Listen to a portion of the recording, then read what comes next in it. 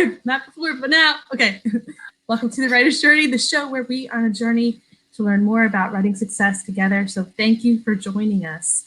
I'm Lauren Moore, and with me is the enigmatic Kalene Lanza Lee Williams. Don't put my whole name on the internet.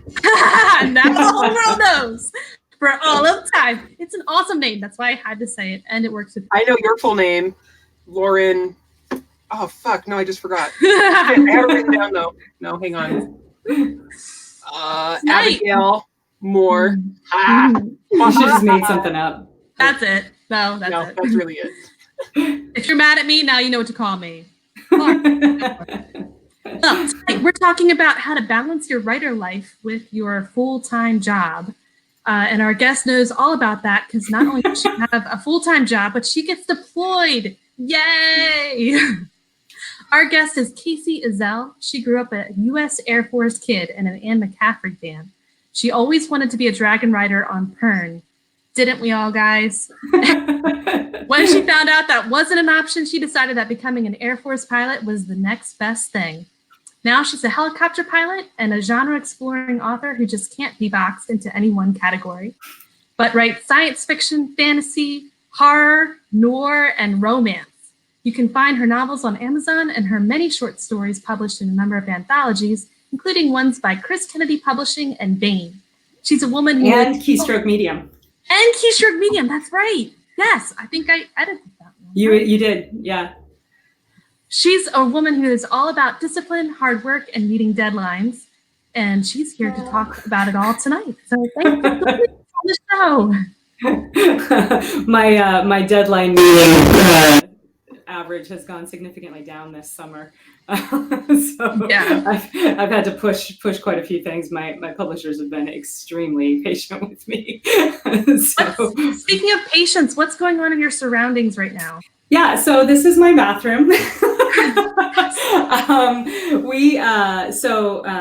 A little bit of background. So I am active duty military, like Lauren said, and this summer we moved to Yokota Air Base, Japan. So Yokota is located about an hour outside of Tokyo, which is awesome. Great opportunity. I'm super excited. I love Japan. It's amazing. But just because the universe has a sense of humor, today, the day that we had this scheduled, is the only day that they could drop off my household goods. So the entirety of like my worldly possessions are being moved into my base housing house as we speak. And my husband is incredible and super patient and long-suffering. And he only rolled his eyes once when I was like, hey, I'm going to have to disappear for an hour while all this other chaos is going on. I love you so much. I promise yeah. So I'm sitting in the bathroom because all the stuff is pretty much already in here. And it's the place where I'm least likely to be disturbed. This is what balancing your writing life is like. That's true. This is what it looks like exactly. Yep. Sometimes you gotta write in the bathroom because that's there is. Do anything. Yeah. All right. So now you've had the whole show. You've had all our secrets. Secret is do what you can when you can. Good luck. For sure. Yeah. And have patient people in your life. Yeah. Teamwork. Well, so other than this huge giant move happening on the same day you have a podcast going live, how's life been for you ladies? Kacey, since we're already on you. Yeah, it's been great. So like I said, big move to Japan. So on the writing front, my productivity has slowed down significantly just because, I've been handling moving and stuff. I tried to clear the decks a little bit. Still got some stuff, just had my novel, The World Asunder, come out in June. And then I've got a story in an anthology, an alternate history anthology called Skies to Conquer that's coming out this month, I think on the 13th, well, September this month, sorry. I'm a day ahead. And it's coming out on the September 13th. So I've still got stuff coming out because I kind of tried to sort of front load my schedule a little bit because I knew that I wasn't going to be very productive during July and August, and looks like going into September too. So on the writing front, things are things are slow, but as expected, and I still have things coming out, and then just getting settled in here, getting my family settled in. Flying around Tokyo is really cool. I've got some pictures of that on. I think I've got them on my website. If not, I'll put some up there. So. Yeah, I saw one where you were in the cockpit of one of your helicopters. You're just like, selfie. We're just like, what are you flying the thing with? Like, my co-pilot. That's what I'm flying it with. That was like one of those like epic selfies, life goals. Yeah, I was surprised how much. Like, I guess I just didn't think it was a big deal. But I got a lot of people like, oh my God, who's flying? It's like, guys, there's 2 of us. It's okay. Calm down, breathe. That is so neat. And Kalene, what's been going on with you? Well, the wee one just started her first week of school this week, so I have also been like, because I think it's harder on the parents. We get used to the summer schedules as well, and we're older. We don't bounce back as quickly, and we're on Thursday, and I'm just like, when is Friday happening? So be done. But yeah, no, I'm making great bounds on the co-write with person and of things of such, which, yes, certain people right now know secrets because I couldn't hold it and someone had to know. But she's also going to be the editor, so that's okay. And let's see, what else am I doing? Gearing up on edits for the anthology, things like that. Yes. Not going crazy. Another short story out to an author on that anthology. We're kind of eking away at it. I just finished editing a zombie novel, which was actually very excellent. It was a lot of fun, and I'm looking forward to seeing the finished product when it's all done. And I'm working on my space opera. It's coming along slowly, but steadily. And it's super fun, I just have to say. Thanks. It's coming along great. Yeah. It really is. And so tonight, I guess all 3 of us, writing is not our full-time job. Writing is something that we do alongside. Kalene, you've got 2 jobs. And I guess you could throw on one as mom, right? You've got your day job, sure. you're a mom, you are editing, you're an author, and Kacey, you are in Japan. I mean, people do write books in Japan, so that's but I can see like an army military job, it can take over a lot of your time. A lot of the 24 hours. Well, it's a job. It's a full-time job. The thing that is tricky about being in the military is that they can call on you at any time. Typically, we have like a pretty normal schedule. Like I'm, my normal day-to-day schedule is, I'm at work sometime between 7:30 and 8, and I'm at work until sometime between 4 and 5, with like an hour lunch in between, somewhere like that. It's all kind of flexible, based on the flying schedule and whatever other things that I have to do today. Like today is Friday, and I would normally be at work today, but it's an accepted thing that when your household goods show up, you stay home and handle that. So my boss I just said, hey, sir, my household goods are coming. He's like, cool, see you after Labor Day. Yeah, right. I mean, because everybody does this, right? Everybody moves. That's one thing that's great about the military as a community is that these shared experiences, everybody kind of gets it and understands like, okay, this is stuff you have to handle in order to actually be able to functionally do your job, So the thing that's tricky about my job in particular is that sometimes we have to fly nights, which like I flew last night. So yesterday I didn't go in until 1 p.m., which was super nice to sleep in. But then I was at work until I guess about 11 because we landed right at 12 or right at 10. So switching from day to night. It's another one of those things like you were saying, Kalene, like I'm not 22 anymore. That was a lot easier when I was a lieutenant. Don't bounce back quite as quick. Right, I need an extra hour to acclimate. That's right. Get a next cup of coffee, Yeah. Slowly put the pants on, maybe thinking about my shoes, it's just anyway. So but yeah, it's just something else to get used to. Everybody has it doesn't really matter what job you have, right? Or, what your life circumstances are. You're going to have life circumstances, and they're going to be challenging and unique to you, and they may seem easy to other people, but that doesn't mean that they're necessarily easy for you. It's almost like they're tailor-made to challenge you. So speaking of challenges, I mean, you've just taken a huge move, literally from the U.S. all the way to Japan. You still have your writing commitments that you need to, finish a hold to. You still have your commitments with your day job. How do you find, I guess, those times to write? Like, what's your, like where do you find those times to write between all the chaos? I think we lost her. Did we lose her? No, it's such a good question. Oh no, Kacey, I think we lost you. Can you hear us? Audience, be patient. She's broadcasting from Japan. Well, Kalene, yes, let's ask you. You've got a day job. I do have a day job. You've got a daughter. So how do you fit in writing in your writing schedule? Do you schedule it out, or do you just kind of find times when you get a chance? So for me, I basically have to,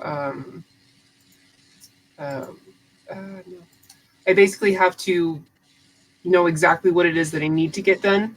Mm-hmm. And then I have this lovely, dollar store calendar thing that I carry around with me. Mm-hmm. And then I segment that out. And it's also a bonus that I can write when I'm at my day job.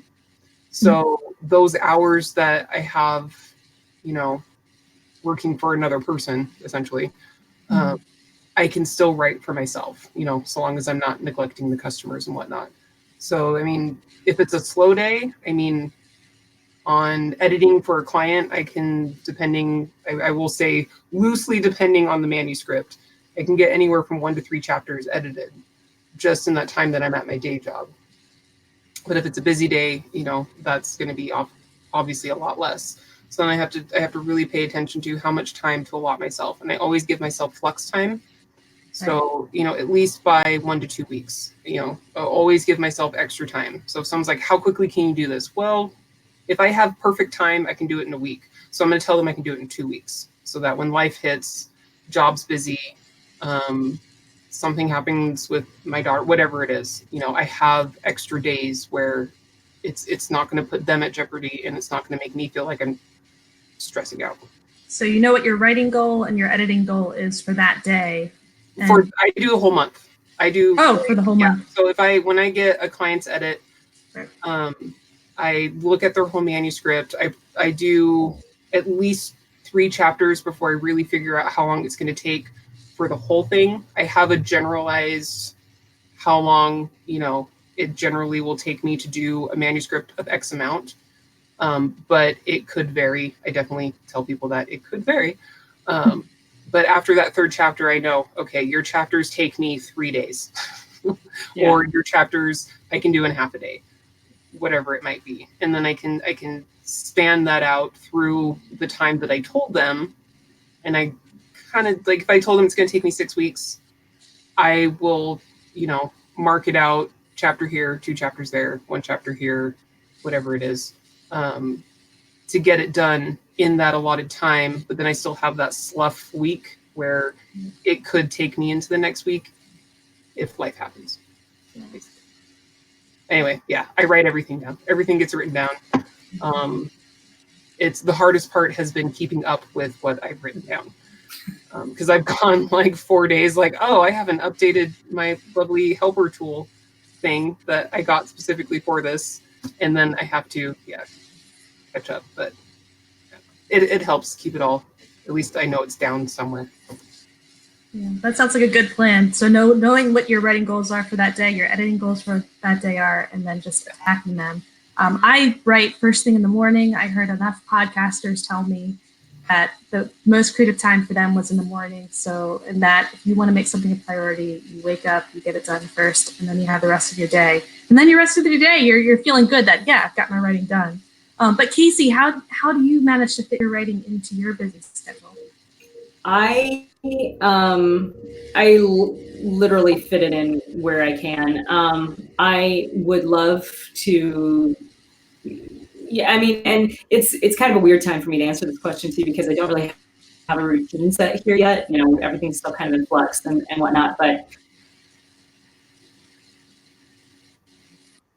ideally, I too, I can't. You know, in order for me to do that, I'd have to, and that's just not going to happen. So for me, what seems to work best is if I have downtime, you know, during the day, I will I'll sneak in a few words here and there. And then when I come home at night after I put my youngest daughter to bed, I usually take about a solid hour between the time she goes to bed and the time that I'm like, all right, I'm done. I'm going to bed. It's probably, honestly, it's probably not optimal because at that time, I'm already tired from the day, right? So, but you get what you get when you can get it sometimes. And so that's where we're at this particular stage of my life. So, what really does work for me though is taking larger chunks on weekends or days off that I have. For example, you know, this 4-day weekend, honestly, I probably won't get much done because I'm going to be unpacking the house. But what I really like to do is on Tuesday, I have the day off of work. My kids don't. My kids have a school day, so during the school day, if the house is to the point where I can break away and go sit down and crank some words, I'll probably do that either here in the house or, you know, like go to the library on base and do that. So. Then, do you have any habits for getting into your writing mode? Like breaking away from mode, breaking away from army mode, and then now all of a sudden getting into your creative world and your characters. How do you get into that kind of headspace? I listen to music sometimes. You know, I'll put my phone in and put headphones in, especially like if I'm trying to do it in a place, you know, where there's other noise going on, like if I'm home and, you know, TV's on or whatever. If I can block out the sound, then it makes it easier for me to be not distracted. So I'll listen to music. That's one of the things I'll do. The other thing is if I can just get away from, for me, I guess it's really about sound. Because if I can just get to a place where it's quiet and just open up the laptop, then it's pretty easy for me to slip into writing mode. You know, before we moved, one of the things that I would like to do is I would go to my like little office area and I have like pretty girly scented candles, and I would light one of those, and so that I had my pretty girly scented candle while I'm writing, you know, spaceships going on, death and destruction. Yeah, I enjoyed the juxtaposition there. So, but, yeah, you know, so okay, you have to have a character that freaking like has some kind of potpourri when she's just shooting some shit out of some people. And just takes a minute to smell it, and then someone notices, like, what is wrong with you? It's like, don't you mess with my fucking roses. Absolutely, yeah. I remember specifically in my latest book, The World is Thunder. There's a couple scenes where the main character uses her psychic ability to physically attack people who are physically threatening her, and the way that manifests, you know, with her attack is she essentially makes their cranial capillaries explode, so their eyes like start exploding in blood, and it's, you know, super gory. And I specifically remember writing one of those scenes while it was smelling like I think it was like tropical paradise or something. In my office. Powers exploding eyeballs. Smell like tropical paradise. It smells like tropical and blood. And blood, of course. Does your writing have a lot of description in it? Like, do you bring a lot of the sound kind of description and the spelling kind of description and do that in your? I like to. So my personal style, my personal technique is I like to write emotions in a very visceral manner because that's how I experience them. I experience them as a lot of times as like physical sensations, right? So, you know, so fear literally feels like a cold, like knot deep in my gut. And so I have found that if I'm able to project that onto my characters and to describe like the physical sensation of the emotions that they're feeling, that my readers seem to connect with that technique pretty well. So. Wow, maybe if we have time at the end of the show, we should play a game where we just say a feeling and see what Kacey comes up with. You can You can get it. That'd be fun. Yeah. That'd be fun. So Yeah. we do have a chat question. Yes. Walt Robillard asks, how does Kacey write when flying? Does she dictate or have a writing minion take notes? Good question. So I don't actually write when flying. Flying takes all of my brain power. Because there's just a lot of other things that you have to think about.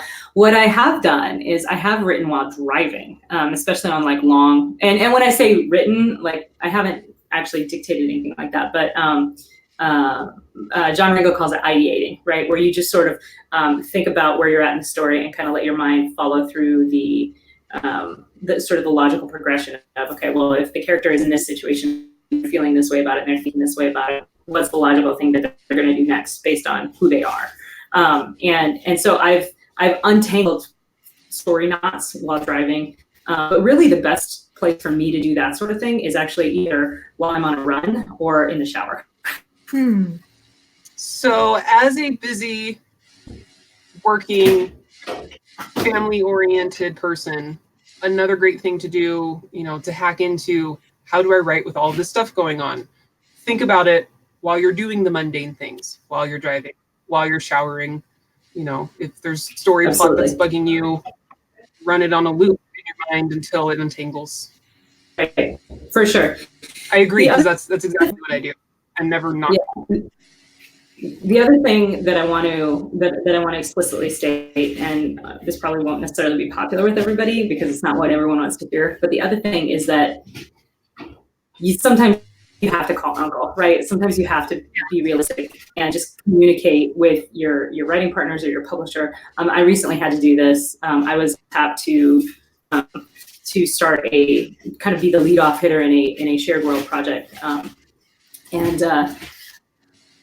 I was coming up to the time when I was like, 3 months ago, I said, I could probably have something for you, by mid-September. And, coming up to the beginning of August, and I was like, there's no freaking way. There's no way. Like, I can't even sit down and get, 1,000 words consistently daily, which is sort of my daily min goal, or at least was before I started moving.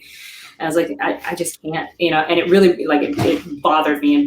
And the biggest thing that I was seeing is that, it was bothering me so much so that I was really trying to, okay, I have to break away. I have to have time to write. I have to break away. I have to have time to write. But then I would see, it's important to remember, in this particular situation, I'm not the only one moving to Japan. My 2 children, my husband also are moving to Japan. And so the transition is a transition for all of us. And I think my 6-year-old had a meltdown one day, and I just had this light bulb moment of oh my God, she's more mommy, right? More mommy, less writer. And so that was sort of the catalyst that I was like, all right, I just can't do this right now. So I called up, the lead on the project and just sort of confessed. I was like, I'm so sorry. But here's what I found. Both the project lead and the publisher were so incredibly sympathetic, right? Because everybody has family, everybody has life. So the important thing is that, sort of the lesson that I learned from this is that, yes, professionals meet their deadlines, absolutely. But professionals are also human. And if you can't meet your deadline, professionals communicate about it and do so honestly. So yeah. And as early as possible. Yeah. You might be hesitant about communicating that because you might be trying to convince yourself that you can meet it. Right. Or you might feel guilty, you might feel bad, whatever it is that you're letting someone down. But actually, people really welcome knowing ahead of time, realistically, hey, I can make it, I can't make it.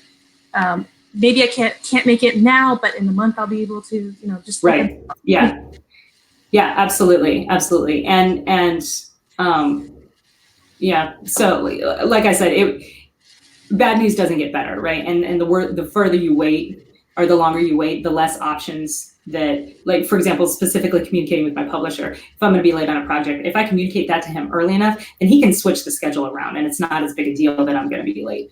But if I sort of hold that information close to the chest simply because I'm trying to convince myself that I can do it, and it's just getting closer and closer. So yeah, professionals meet their deadlines, but when they can't about it early and clearly. Exactly. Right. And we have a show crasher. Speaking of professionals. Sponsor. I'm working on it. But yeah, so no, Hi, that's, Kacey. Hi, Josh. he just wanted to come in and say hi. You know, I did. You know, that's what it is. He I just really wanted to come hang out. But that's a good point, because I think that's one thing that a lot of us maybe struggle with is, you know, we said we would have this done, or we dedicated ourselves to this time, and life things are getting in the way, or our own ability is getting in the way. Like maybe we're just too ambitious, whatever that might be, you're getting behind, is not admitting that you're behind and letting those around you who need to know that you're behind. You know, people are going to be a lot more sympathetic than you might think, especially if you tell them, hey, I know this was supposed to be due in a month, but it is not looking like it's going to be due. Like, I need at least another week or two, you know, than telling them the week before or the few days before. And they're just like, really, why didn't you tell me this sooner? This was going on for how long? Yeah, definitely. Yeah, for sure. Communication channels open. And like I said, I found that both the project lead and the publisher for this particular project, you know, I mean, they both have children, right? So when I was like, my kids need me, that was all I had to say, you know. And so, yeah, just communicate honestly is the big thing. So, and be kind to yourself, because beating yourself up about it is only going to detract from your creativity. And I just want you to know I'm telling this to myself more than any of you. I'm like literally looking at my own video and being like, be kind to yourself. Yeah, really. I've got a deadline that's on the 31st, and I've got like 15,000 words I need to write before then. Yeah. So you're hanging out with us. Yes. But you know, like even that, you take some time, you take a breather, and that can also help your creative juices. Yeah. I mean, if you can do it, you can do it. If you can't do it, communicate about it. That's all I'm saying. I think I can do it. I believe in you. I'll be a day. I've written with you, dude. You're like a last minute like ninja. That's yeah, you guys did a story together like that. We did, and we finished it. I think we turned it in. I think we really we didn't really actually like start grinding on it until like 2 days before the due date. And then we turned it in like it was like 11:30 before midnight on the day that it was due. Now we were like literally changing the last chapter. Like, what are you doing in this chapter? Okay, I'm gonna do this. Yeah. So it's like some serious ninja chops of storytelling right there. That's why I'm drinking a Monster right now, because I plan to be up till like midnight working on it. All right, so real quick here. We have a show sponsor tonight. Just got the link in there for you, Lauren. Yes. Boo. All right. Tonight is brought to you by Titan's Fury, a science fiction thriller, Children of Titan, Book 4, by Rhett Bruno. Independence comes at a high cost. When Malcolm Graves finds himself in the clutches of the Titanborn, his plan to take Kale Trass down hits a wall. With the only family he has left threatened, he's forced back into the service of another employer. Only this time, it's not a corporation giving the orders. The future of the solar system hangs in the balance as Malcolm becomes the personal collector for the children of Titan. The loss of a close friend has Kale rattled as the second stage in his plan to completely sever from Earth begins. Impossible missions, ruthless enemies, traitors in his mists. It will take everything in Kale's power to keep the fight going. Maybe enough to break him, if he doesn't break Soul first. Will Titan finally gain its independence, or has all the death and destruction been for nothing? Find out how the Titan conflict concludes in the explosive 4th installment of the Children of Titan series. Click, read now, of all the doom. Kalene, I want you to do all of my commercials for all of my books forever. I sent her the link and I was like, can I read it or do you want me to read it? And she sent me back this very mean and nasty, what do you think? It was not mean and nasty. I'm like, do you want to read it? Because you know I love reading them. And then she sent me the link. You're like, sweet. Your commercial announcer voice is amazing. Thank you. Right. I have a question that's kind of for both Josh and Kacey, and Kalene and I both want the answer to this one.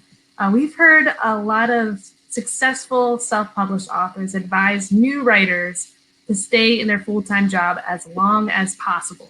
So why would that be a good idea for some people? What do you think about that advice, and why would that be a good idea for some people? Or Josh, are you like, no, take the risk, rush into full-time authorship? Well, having just recently done it, Right. for me anyway, there was a lot of things that I didn't realize that were going to affect the writing. Like I thought, I'm going to leave my job and then it's going to be great. Well, I have summer with kids that are little and doctor's appointments and things. And there's just a lot of things that I didn't really take into account. As far as knowing when or to wait as long as you can. So I have recently turned down 2 collabs in very recent, like one as recently as last week, that I was really excited about. However, it was going to take a lot of time, and when I first went full time, my goal was to get as many projects as I could to like maximize my income, and it basically backfired on me. And I was running out of time for this project, and was not able to commit the energy and mental energy really that I needed to the projects to make them great. And instead I was giving like half-assed projects. Luckily, I'm fortunate enough that my wife is in a really good spot. And so I don't have to hustle as hard to make the money that I was making. So I can kind of step back a little bit and be like, okay, let's reassess what we have going on. But really, I would encourage anybody, until you're in a place where you're comfortable with, even like average words, like say on like good days, you do like 5,000 words, but you cannot like do 5,000 words a day consistently for a year. Like you just can't do it. You can do it probably for a couple weeks. Like my first month, I did like 98,000 words. My first month I went full time. And then after that, it just went downhill because it's just the mental energy is just, so I have found that between 3,000 and 4,000 words a day is, pretty much ideal for me. But at that rate, I can't do all the other projects that I wanted to do. So I had to kind of reassess. But now I'm in a really great place. Now I'm not stressed about it. Now I can have fun writing. So I would just encourage just to make sure you know where you need to be at financially. And if you can be that without hustling, without just staying up 24 hours a day and writing, I would recommend doing that. So definitely. Yeah. Go ahead. I was just gonna say, so definitely being aware of your abilities as a writer. If you can only do 500 words a day and you want to write 100,000 word storybooks, don't quit your day job, because that's going to take you a long time. Right. Definitely work on either upping your speed or, just knowing what you can do. Yeah. Right. Well, and every situation is unique, right? So, if you're trying to live on, a family of 4 on your own single income, and you're the one who's writing, and your spouse is a stay-at-home spouse and that's their full-time job, then you for sure need to make sure that you have your financial ducks in a row and that you have a healthy cushion for times when people just aren't buying books, before you can consider going full-time, going only full-time as a writer. Because here's the truth. And a friend of mine named Mona Lisa Foster, who I need to get on your show because she's amazing and she's really funny. She made a really astute comment at one time. She goes, the thing about being a full-time writer is that you have to produce like a full-time writer long before you can actually start getting paid like a full-time writer. Mm-hmm. So that's kind of what, what Josh was saying and what you were saying, Kalene, is that you have to know you have to know what you're going to be able to bring in, what you're going to be able to put out, and then what you're going to be able to bring in before you can count on that as your family's sole income. Now, if you're fortunate enough to have a spouse who has a great job and loves their job and has no designs on not working anytime soon, then your situation may be different. You may have a little bit more flexibility, which it sounds like it's kind of like your situation, Josh, with your wife and stuff, which is great. So my point is that it's all very individualized, but the main thing to consider is, okay, what is it that I and my family, if that's applicable, require to live comfortably? Because it's Maslow's hierarchy of needs, right? Like in fact, my publisher Chris Kennedy, he's been on the show, he puts out forwards these like Training Tuesday articles in our little publishing house Facebook group. And the one from last week talked about the writer's hierarchy of needs and how, like, if you don't have enough money to keep a roof over your head and to keep your kids fed and to live comfortably, you're not going to produce a single word. You're worried about survival at that point, right? So, and we all know the story of J.K. Rowling, being homeless and having all her struggles that she did, and then she wrote this amazing kids book, and it changed her life. And that's great, but you can't count on that, is what I'm saying. So, and the other factor to consider is it depends on the job, right? So there are full-time jobs and then there are full-time jobs. My job is full-time and it's full-time plus sometimes, but there's also a lot of downtime that I can make use of to write. And as I transition out of the military, as I look at retirement in the next couple of years, one of the options that I'm looking at is actually, transitioning to become an airline pilot. The thing about being an airline pilot is that it's a full-time job, but by law, they can only work a certain number of days per month, and so those other days would be super great for writing, especially, so you'd have 2 full-time jobs that are, but they're compatible. But it would work. Yeah, it's kind of like a truck driver. I mean, they can only drive you for so long before you have to pull over. And I know this because a number of truck drivers are always pulling over into our back parking lot, and they're like, well, I can't drive anymore because the timer's on. I'm like, well, can you turn the timer off so you can move the truck over there so it's not in front of the door? Yeah, so like I said, it depends on your individual situation, but I think the bottom line is, be a grown-up, handle your business, make sure that you and your family and the people who are counting on you are provided for, and whether that's through your writing or through a different job. So. One of the things that I've come to realize after being full-time now for a couple months is there's a lot of people, especially in the indie space, that are wanting to make it as writer entrepreneurs. And there's a lot of people also that I see that don't want to be entrepreneurs. They just want to be writers. I am one of those people. I don't want to be a writer entrepreneur. Like Keystroke and my writing is almost separate from me because I like doing Keystroke as a business, but I like writing just for writing. I don't want to know the marketing stuff. I don't want to do like formatting and all that stuff. All I want to do is write.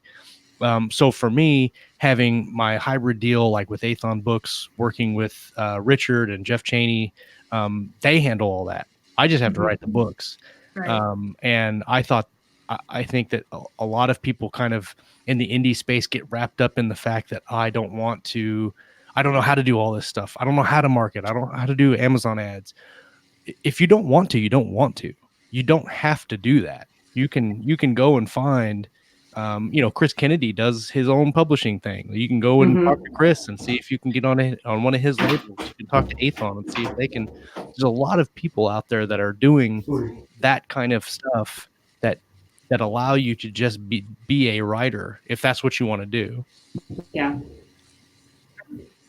To answer our question in our chat, we had a number of comments.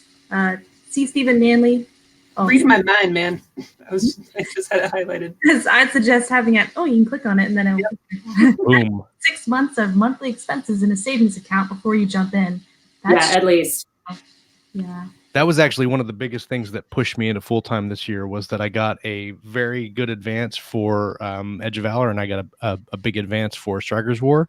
And that money combined with my wife's advance or a bonus basically from work, like we just all threw that money into a bank account and just left it there and didn't touch it. And it's funny because now I look at my income and I don't look at it as monthly. I just have to look at it as yearly, and then I'll get like a big quarterly check and I have to live on that quarterly check for this many months or whatever.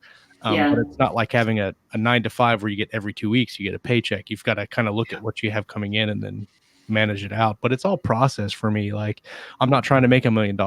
I'm just trying to have fun writing and making money. And so looking at it as I only need this amount of money and I'm fine with that. Like, that de-stresses me a lot.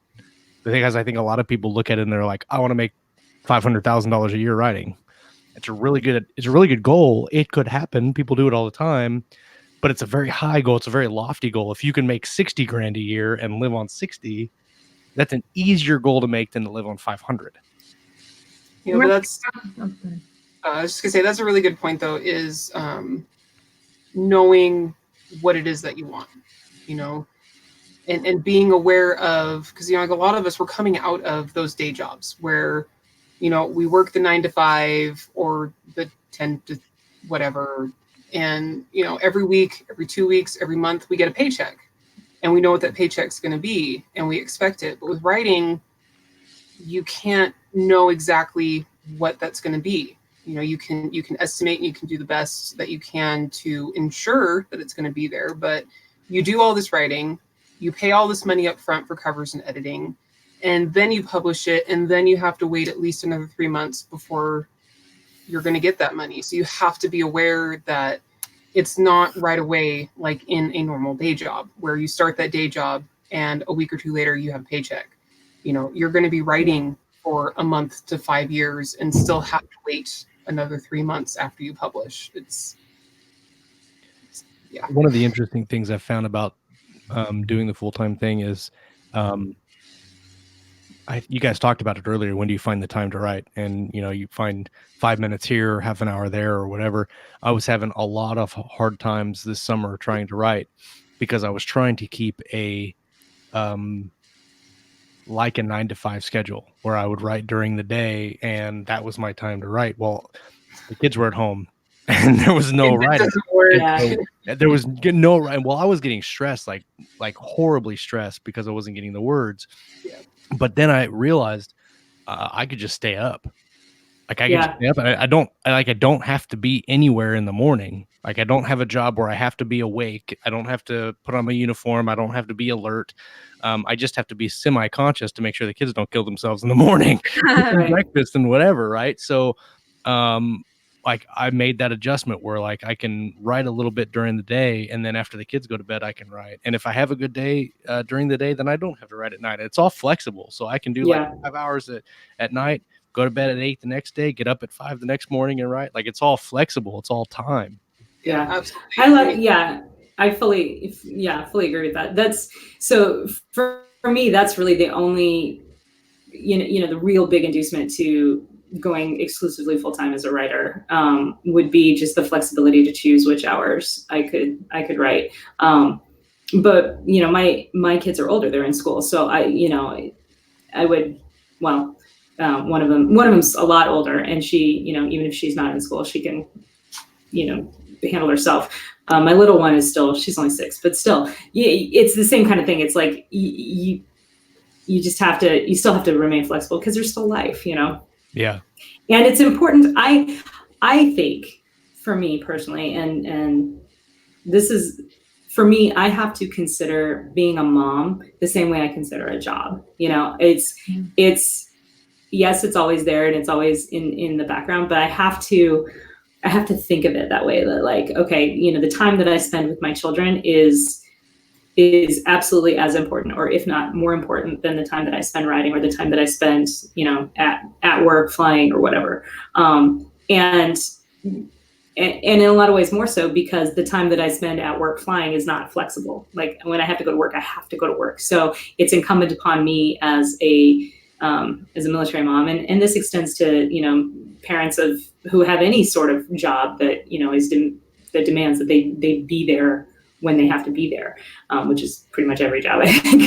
So, on you, not so, so for me, I have to prioritize that, because especially like with my little one, like she's not going to be little forever. She's starting first grade. She's already starting to be a big kid and to need me less and less. And if I let the times when she needs me now go by, not only is she not going to need me in the future, but she's not going to want me around in the future because I wasn't there when she did need me, So, right. I mean, yeah, mom guilt.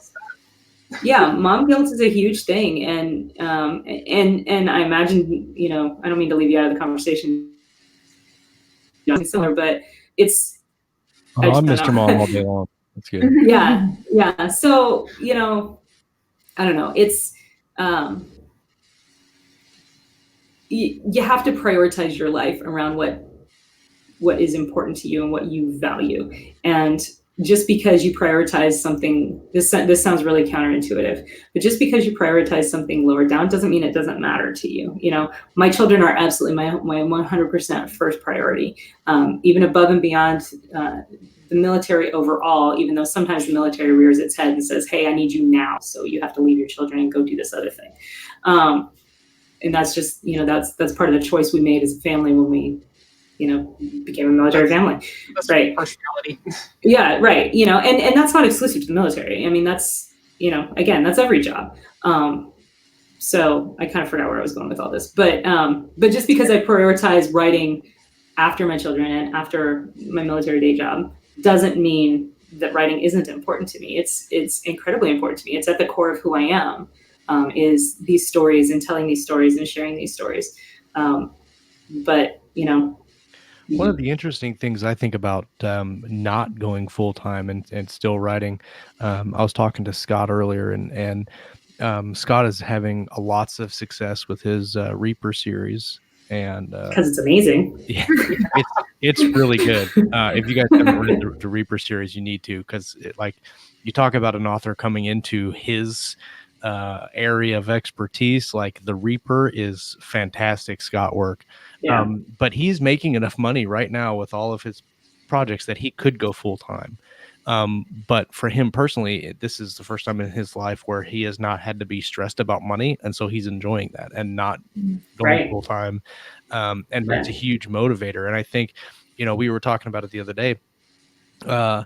If you're in a position where you don't want to write like collab writing or ghost writing, or you don't want to do any of that other stuff that kind of makes a lot of front end money, and you just want to work on your stuff, it might be better for you to keep your job and write your books, and take a little bit longer to build your brand as your author brand, instead of just writing, because you can pick up collab work or ghostwrite work or whatever and become a full-time writer, because you're writing full-time and you're making a living.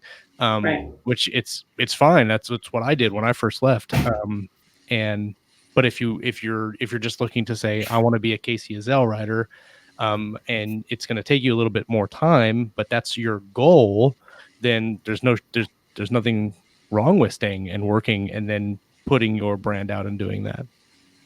Like you said, it's all personal preference, really. There's an assumption among writers that like the goal should be to go full time, and we all want to get to that point. But I think there's a writing community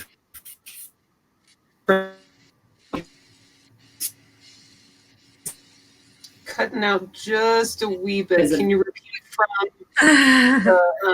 from you broke up just when you were getting ready to say the coolest thing. Yeah. There's space in the writing community. There's space in the writing community for people who also want to continue their full-time jobs. Not even necessarily because they need to. I mean, maybe they're making enough money with their writing, or they could be making enough money if they wrote full-time, but maybe just because they also want to be airline pilots, which is what I'm looking at, and the other thing to consider, not just from a financial, yes, from a financial perspective, is that there's more, being a writer is essentially it's essentially you're owning your own business, right? And just like with owning your own business in any other field, there are other benefits that you have to consider that you may not be getting from, your full-time job. Like you got to figure out your, all your dental. You got to figure out just all this other stuff that workplaces provide. Yep. That Absolutely. again, your situation is your situation. It's unique, and if you have a spouse with great benefits and you're covered there, more power to you. If you don't, that's something that you have to think about. There's no shame, I guess, is what I'm saying, in not wanting to be, not wanting to write full time as your only job. And I keep struggling with this term full time, because I feel like, I don't know, I feel like kind of I do write full. I'm already writing full time. It's never not on my mind, right? So I'm a full-time military officer. I'm a full-time writer. Like that's, that's, I don't know. It's not my exclusive job, I guess, is maybe a better way of phrasing it. There you go. You're not exclusive. I think I actually work more as a full-time writer than I did ever when I was just working a 40-hour a week at the police department. I think I work more now than I did then. Being a writer is like always having homework due. Well, it's like you sit at home and you're like, oh, I'm sitting on the couch playing on my phone, playing Toon Blast or whatever, and you're like, man, I really should be writing. And so I've had to actually step back and kind of take a little bit of me time and kind of split that up a little bit. Yeah. Because you kind of forget, like, going from part-time writing and full-time job, and when all of your free time is forced onto the keyboard because that's that time that you have. But then after you go full-time, you still have that mindset of every free moment I need to be on the computer typing. And sometimes you just sit down and there's no words that come. And then you get frustrated because you're still stuck in that I need to be producing because I'm not at work. But then you're like, but I am at work. Maybe I should just take the day off. And my wife actually yelled at me the other day. She didn't yell, but she was like, why don't you take the day off? I'm like, I got to check my boss and see if I got sick time. Yeah, I'm going to take a sick day. And so sometimes, it's you work a lot more because you've always got things to do. Yeah, and I think people who write a little bit, like me, 500 words, 1,000 words a day, whatever it is, you think, oh, I can write 500 words an hour, or, less or more. If I had 8 hours or 10 hours to do it, that would mean I'd write so many words. Mm-hmm. That doesn't it's not linear that way. Yeah. No, it does. That's what I thought. And it's it's not like stocking shelves. You don't get boxes of freight that you can put out in an hour, and then so they give you 3 extra, pallets full of boxes to put out because you're so fast. It doesn't work that way. Yeah. So, Josh, how did you learn to keep up building the creativity, keep up building your imagination so that you can keep writing beyond those first couple hours? I have been kind of splitting it up. Well, first of all, I cut my needed word count from like 4,000 to 5,000 to like 3,000 to 4,000, but I typically don't get that. I usually get like 2,500 to 3,000. And I push that consistently. A lot of times I do get more, but I don't beat myself up if I don't get it. Like today I'm at like 2,200 for today, and I'm going to stay up and get a little bit more. But today I was trying to see if switching back and forth half an hour of writing, half an hour of video game, half an hour writing, half an hour of video game, to just kind of dump and not think about it for a minute. Because a lot of times you have those shower moments where you're in the shower and you have like the biggest breakthrough of the story and you're like, oh my God, now I got to write. But when you're sitting in front of the computer trying to do it, it's not working. So I tried to do that today, and the half an hour sprints that I was doing, I actually did really well, because I got 700, then 600, then 600 every half an hour sprint that I did. That's pretty good. So I'm going to do that after this is done. I'm going to do that again. But I found that. Josh. Do what? Sprint party with Josh. I think just sitting down and having fun with it and knowing that it's going to get there. I have a lot of problems when I write and I'm like, I don't know if this is going to work for the story. And I don't know if this is what I need for the story, but I write it anyway. And I've had so many breakthroughs now where I get to the end of the book and I'm like, oh, I could have changed that for this. And it's literally like a 500 word change that I can go back and either tweak or add into a scene to make it fit with the rest of the story. But before I figured that would happen, I would stress over it and like look at the page for days and try to fix it instead of just moving on. And now I just move on and it works out. Oh, cool. Okay. I had that. That was my morning. That was my 6 o'clock to 8 o'clock morning. Trying to figure out this plot point, and so just write through it, keep writing, keep going through it.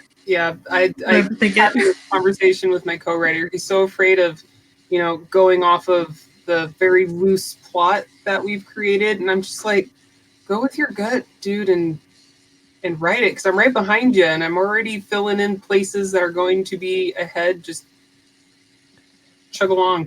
I actually yesterday, while trying to figure out a plot point for the end of the book,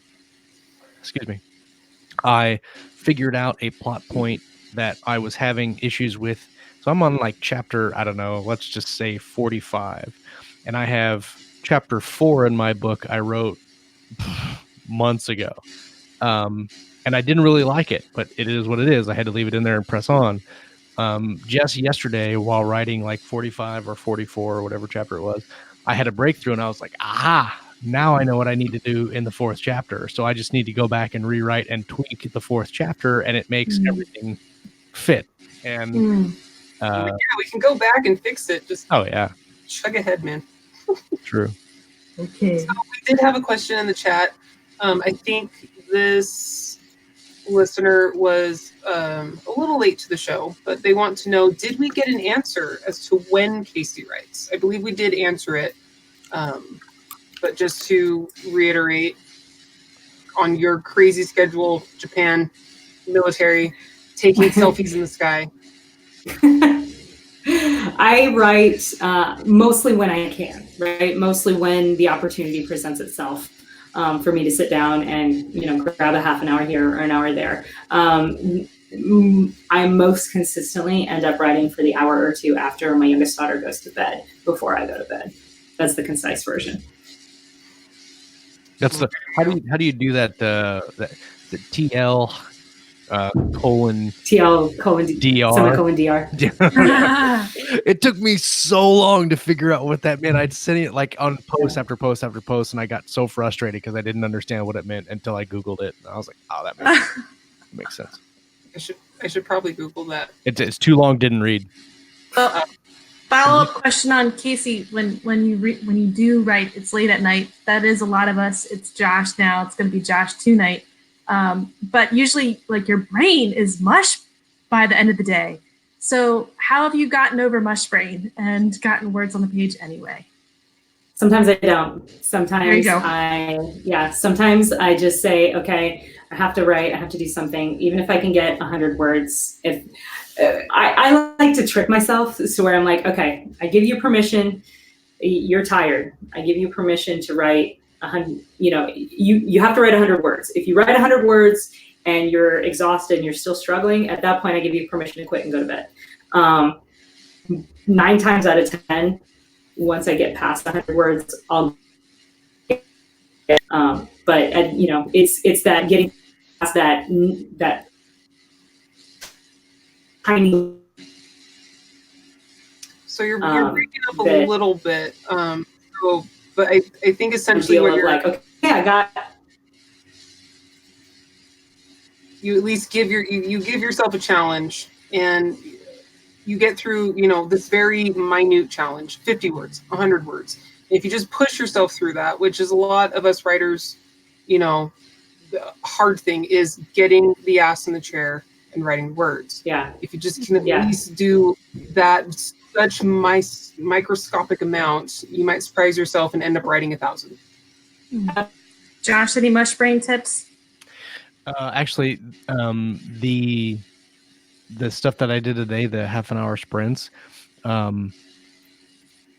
I usually leave everybody knows I write in Scrivener, but if you don't, that's fine. It works. But in Scrivener, you have like the session goal. And like right now, my session goal is set at like 8,000 words because my deadline's like 2 days away, but whatever. But normally it looks like it's like 2,000 or 3,000, right? And so I look at that and I'm like, oh, that's so many words I need to write. Well, for today, I was just counting how many words I got per session. And so I had a timer running and just typing. And then I would get to that end of the session. I would write that number of words down, and then I'd reset the timer. And so I wasn't looking really at how many I needed. I was just looking at how many I got. And that helped me because then, yeah, I was getting 600 word chunks, but now I'm at like 2,300 words for the day. And so I look at it as like, don't look at it as like writing 3,000 words in a day. If you're going to sit down for, 3 or 4 or 5 sections, divide it up and say, okay, all I got to do is write 500 words right now. And 500 words is simple. Like you could do 500 words in 20 minutes if you really wanted to. But you sit down and say, I'm going to do 500 words and do that, and then be done for a little bit, and then come back and do 500 more. And you kind of come back refreshed every time you come back. That's what's working for me right now. Anyway, we'll see if it changes. Well, and definitely knowing your limits. So like for me, my brain turns to mush at 11:30. I can sometimes push to midnight, but 11:30 hits and I'm just like, I can't write anymore. I can't edit anymore. Words are going to start blurring and I'm going to fall asleep, like reading a paragraph and probably end up dreaming about it.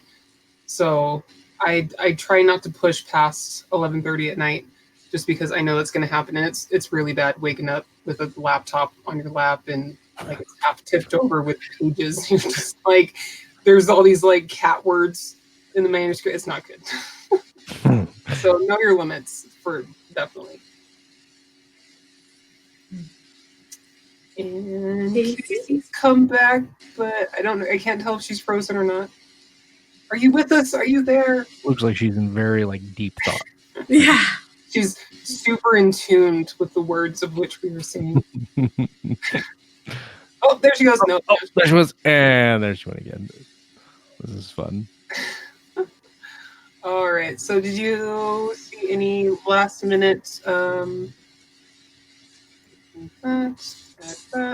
we go. There she is. Now she's back. Yay! I'm sorry. Yes, My internet connection is kind of in and No out. worries at all. I'm kidding. I love you, Japanese people. And I was in Japan, and it's a great place. It is amazing. Super awesome. Amazing. I always wanted to visit there. Oh, you Come got visit. cherry blossoms when they're in bloom and falling. I've got a Japanese themed tattoo that's got koi fish and then the cherry blossoms that aren't colored in yet. You probably can't see it. It's probably a horrible picture, but That's cool. That'd be neat. I'm sorry. Yeah, I'm sorry. My connection is so bad, and I'm also sorry. Like I have to go soon because I have to unpack my house. no worries at all. We started late, and it's actually just about the time if we would have started on time to be a full hour. Yeah. So if you had any, last minute tips, tricks, things to tell our viewers, listeners about managing this writing thing in this life. Right.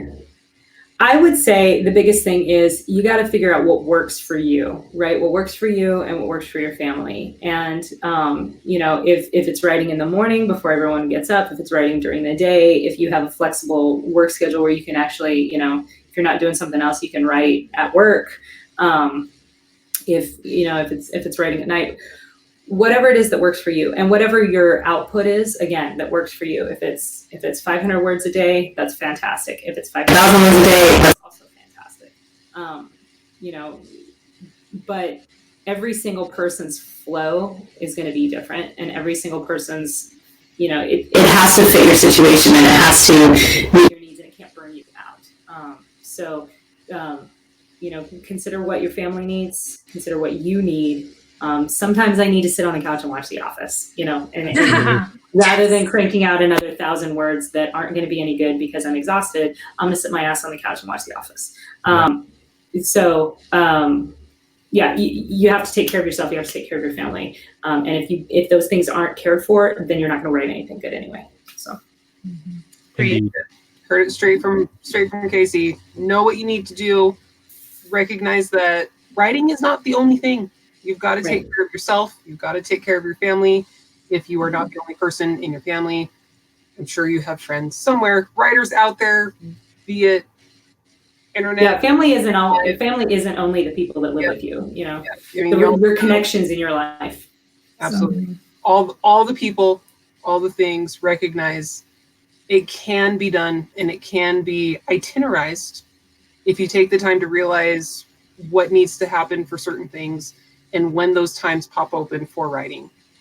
And as always, you can come to the Keystroke Medium group. We are super awesome there. We love talking about all this stuff. Questions that you might have, feel free to post them. Everybody's really awesome over there. And Kacey, where can our audience, our viewers, listeners find you and your work? So you can, so my website is Kacey Ezell, www.kaceyezell.net, spelled just like my name. And you can also find me on Facebook. Sorry? I was going to say 2 L's on the end. Yes, 2 L's. You can also find me on Facebook. My author page is also Kacey Ezell. I'm also on MeWe. This is a new thing, but I'm on MeWe as Kacey Ezell also. And I think Twitter, but I never use it. Instagram, but I rarely use it. Best place is my my website and then my Facebook page. Also, if you don't mind, I think it might be too late.